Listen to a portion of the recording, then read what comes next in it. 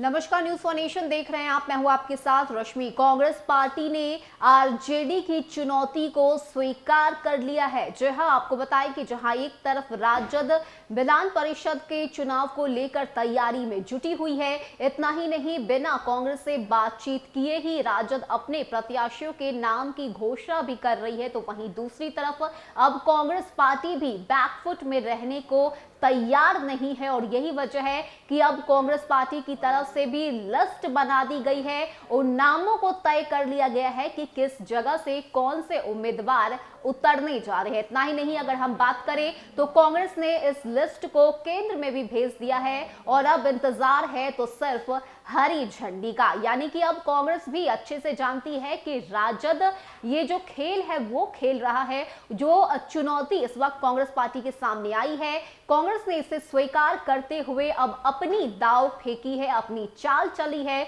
और यही वजह है कि लिस्ट अब कांग्रेस पार्टी की तरफ से भी तैयार कर लिया गया है। ऐसे में इस खबर को लेकर क्या कुछ अपडेट है, किस तरह से कांग्रेस पार्टी ने राजद के चुनौती को स्वीकार करते हुए बिहार में होने वाले विधान परिषद के चुनाव के लिए अपने उम्मीदवारों का चयन किया है, इसकी पूरी जानकारी आपको देते हैं। बता दें कि बिहार में विप की 24 सीटों पर चुनाव होने हैं। 2015 में राजद, कांग्रेस और जेडीयू एक साथ थी, लिहाजा कांग्रेस समर्थित 4 उम्मीदवार सहरसा, कटिहार, पूर्णिया और पश्चिम चंपारण से चुनाव लड़े थे। लेकिन इस बार कांग्रेस राजद में समझौता नहीं हुआ और आरजेडी ने कई उम्मीदवार मैदान में उतार दिए। सहमति के बिना उम्मीदवार उतारने पर कांग्रेस ने राजद पर हमला बोला है। बता दें कि पार्टी का मानना है कि राजद नेतृत्व का यह गठबंधन के नियमों के विरुद्ध है। बिहार कांग्रेस के प्रवक्ता कुंतल कृष्णा ने कहा है कि सहयोगी दल गठबंधन धर्म का पालन नहीं कर रहा है। बिना बातचीत अगर कोई दल अपना प्रत्याशी मैदान में उतार रहा तो स्वाभाविक है कि वो गठबंधन के जो तय नियम है उसका पालन नहीं कर रहा।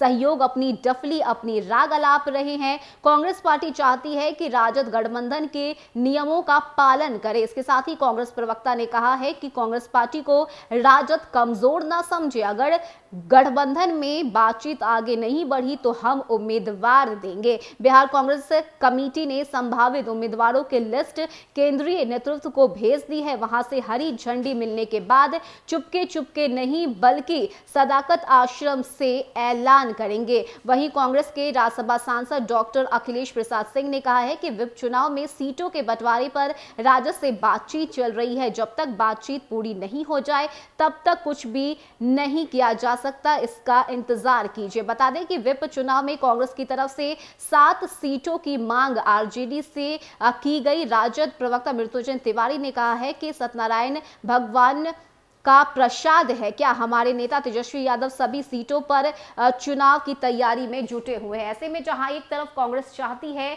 कि बिहार में होने वाले इन 24 सीटों में से 7 सीट कांग्रेस पार्टी को मिले, तो वहीं दूसरी तरफ राजद का कहना है कि ये कोई भगवान का प्रसाद नहीं है जो हम इसे बांटते फिरे। और यही वजह है कि 4 से ज्यादा सीट राजद कांग्रेस को नहीं देना चाहती। ऐसे में कांग्रेस पार्टी ने यह कह दिया है कि हमें राजद कमजोर न समझे और इसी को लेकर अपने उम्मीदवारों की लिस्ट कांग्रेस पार्टी की तरफ से तैयार की गई है। इतना ही नहीं, केंद्रीय नेतृत्व को भी ये लिस्ट भेज दिया गया है। अब जैसे ही केंद्र से इस लिस्ट को हरी झंडी मिलेगी, वैसे ही सदाकत आश्रम से डंके की चोट पर अपने उम्मीदवारों की घोषणा कांग्रेस पार्टी की तरफ से की जाएगी। यानी कि अब जो ये बगावत है वो राजद और कांग्रेस में खुलेआम और साफ नजर आ रही है। और यही वजह है कि पूरी संभावना बन रही है कि कांग्रेस पार्टी अब एक बार फिर से अपने तेवर राजद को दिखाने वाली है। फिलहाल के इतना ही। ज्यादा अपडेट के लिए आप बने रहिए न्यूज फॉर नेशन के साथ। नमस्कार।